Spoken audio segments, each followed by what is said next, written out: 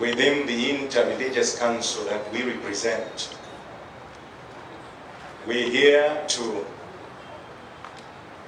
join hands together to affirm that within our holy scriptures, the Bible comes in to bring restoration, to bring peace where there is chaos. The Quran follows to tell us that He is the God of peace. And even in the greeting of Islam, we declare peace. It is on that understanding that we come together as religious leaders to call upon all Ugandans, especially the political actors, the government, the Electoral Commission, and all peace-loving people, to tell you that we stand for dialogue, we stand for peace. It shall be our commitment and prayer as we follow you up in our various places of worship to ensure that we preserve our motherland. We want to thank you for being present, and may your presence here and may your signing also be an affirmation that we're here to preserve our dear motherland, Uganda. God bless you, and God bless you. Today we gather at this historic peace pledge signing ceremony, a statement to our collective commitment to peace and stability.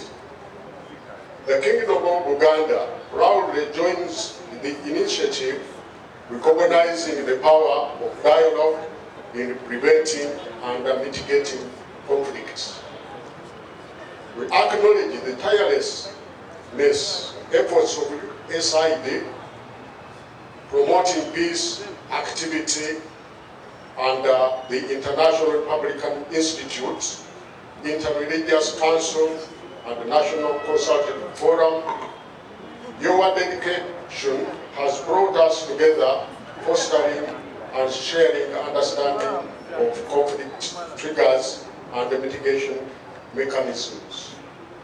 You can rest assured of your child's excellent performance when you register your child with Janan Schools, Bombokarule Campus, and Kabalagala. Due to their firm educational background, we have the best facilities in both arts and sciences, fully updated to the latest sector standards, right from Senior 1 to Senior 6, in an environment that offers a chance to apply practical skills in all fields. That include a computer lab, introducing our students to the tech world, a well-organized science laboratory, a fully stocked library with all the essential books a student may need, a model farm to equip students with all the basic knowledge in agriculture, plus extra vocational skills. We promote co-curricular activities in sports like badminton, table tennis, basketball, volleyball, chess, and many more other activities. Register your child today at both campuses in Bombo Kalule and Kabalagala campus. For more information, contact us on the numbers below.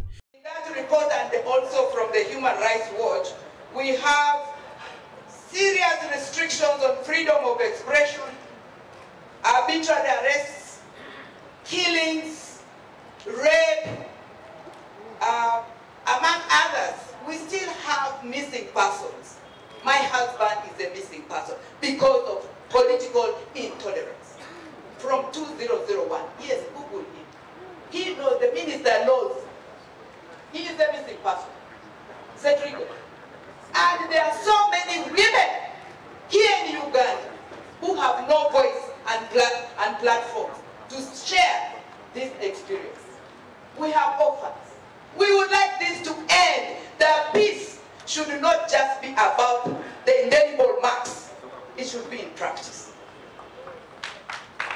The Spring Project, heavily funded by USAID, and I was one of the consultants. The report stated and found that in northern Uganda, there is relative peace. Women were asking, whose peace? You can read the report. They were actually saying there's no peace because of a number of other issues, livelihoods, human security, personal security. Rape continues used as a weapon of choice, including by the security operatives. Men have been so, and are still sodomized. The reports are so horrific. Here we are talking about signing the peace pledge. I would therefore like to call upon IRI to revisit these gross violation issues, which are real. We are committed, but we are saying there's no justice. There's no peace without justice. I end by quoting from Maya Angelou, who says, people will forget all the English we spoke here and how well we dressed, including my bread, they will forget. But they will not forget how we made them feel. We need to reason and sign this with our hearts, not with our stomach, because what goes in the stomach goes to the toilet, and it is bad.